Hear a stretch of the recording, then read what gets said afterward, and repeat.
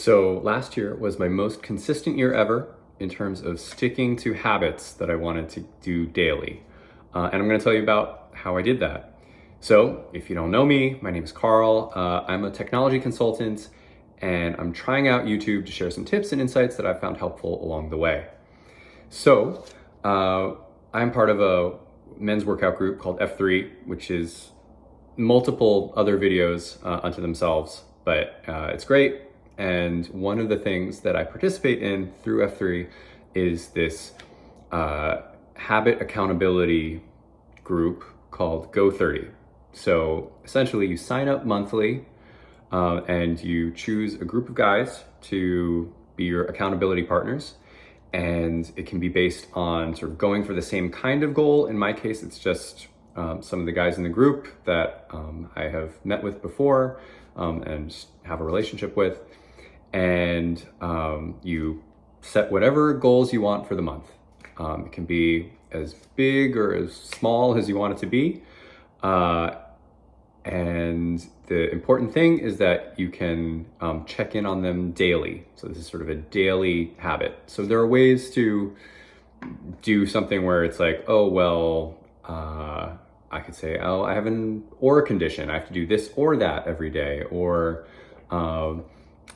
there are ways to complicate it. But essentially, it's a daily habit. And so there are tons of daily habits that I've tried to do a lot over the years, and have found it really challenging to stick with them. Meditation, that's one of my main practices, and I've had months where I just sort of fell out of the habit, and months went by and I didn't do it. And so this was really helpful in sort of getting that back. Exercise, I'm always sort of chasing some new kind of exercise regimen, and just having sort of a baseline that I committed to, just like X many push-ups a day, and then sort of increasing that number of push-ups over time. And then probably the biggest one that was really impactful was taking pictures of my family. I am awful about taking pictures and just sort of collecting memories from my life. I've got young kids. I want to remember their growing up and sort of our life as a family. And so I made a commitment that I would take a picture every day and caption it and add it to a family album. And I did that for months last year. So I started in January of last year, and I didn't hit every day, but I hit most days, well over 300 days of doing these various habits. And that was far and away better than results I had had previously on a lot of these habits.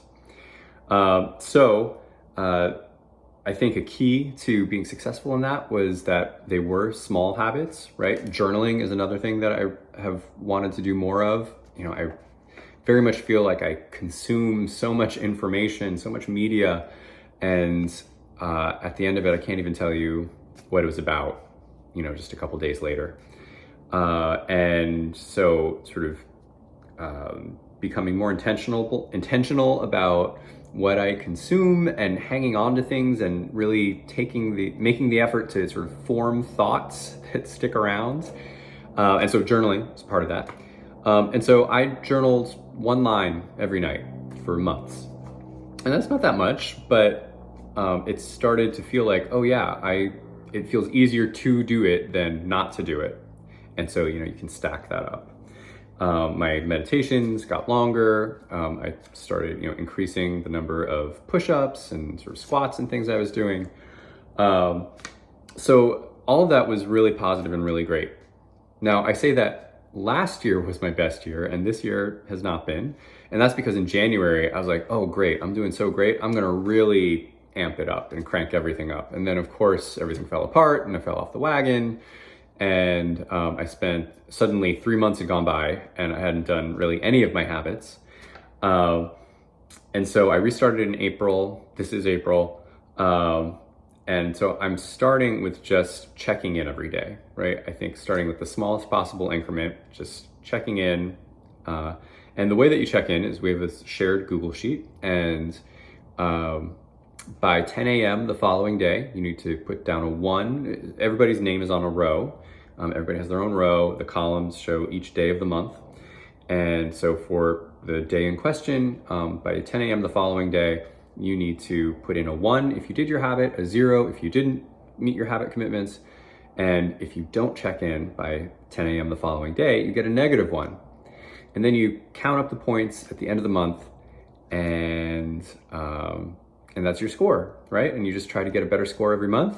And if you see somebody in your group is in danger of getting that -1, or has had a lot of zeros in a row, you reach out to them. The other aspect of this is like having like a text group chat or some way to, communicate with each other and say, hey, quick, you got to check in. What's going on? Meet your commitments. And it's just been super supportive and great. I'm very grateful to the guys who are part of this group with me, through, when I've been doing it really well, through when I've been not doing it at all or doing it poorly. They've been nothing but supportive. And I appreciate them very much. So yeah, it's not a secret that having people sort of involved in your goals and your accountability makes it work, but this has been a great system, and hopefully this is a helpful tip for somebody.